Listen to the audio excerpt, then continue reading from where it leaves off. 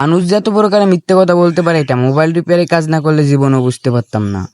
আমার হাতে যে ফোনটা দেখতে পারতেছেন এই ফোনটা এক কাস্টমার ভাই নিয়ে এসে বলতেছে, ভাই দেখেন তো ফোনটার কি সমস্যা।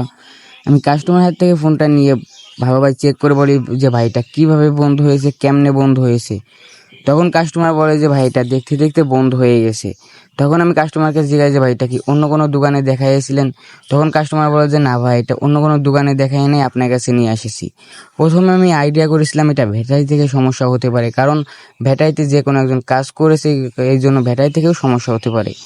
এই জন্য আমি নতুন একটা ব্যাটারি দিয়ে চেক দিয়েছি। চেক দেওয়ার পরেও দেখি যে কোনো চার্জও নিচ্ছে না বা কোনো অনও হচ্ছে না, কোনো রিডিংই নাই। তখনও আমি কাস্টমারকে জিজ্ঞাসা ভাই যে এটা অন্য কোনো দোকানে দেখিয়েছেন নাকি বলেন। এই যে ব্যাটারি কাজ করেছে, ফিঙ্গারটাও ছিঁড়া, অন্য কোনো দোকানে আপনি দেখিয়েছেন। তখন কাস্টমার বলে যে না ভাই এটা অন্য কোনো তখন আমি মাদারবোর্ডের সাইডটা সুন্দর করে খুলে ফেলি, মাদারবোর্ডে কাজ করছে নাকি এই জন্য দেখার জন্য সুন্দর করে আস্তে আস্তে করে খুলে ফেলি।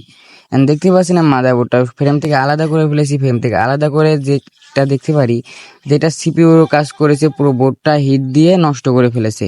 তখন আমি কাস্টমারকে বলি যে ভাই এটা অন্য কোনো দোকানে দেখান নাই যে সিপিইউর কাজ করেছে, পুরো বোর্ডটা হিট দিয়ে নষ্ট করে ফেলেছে, এটা করছে কিরা।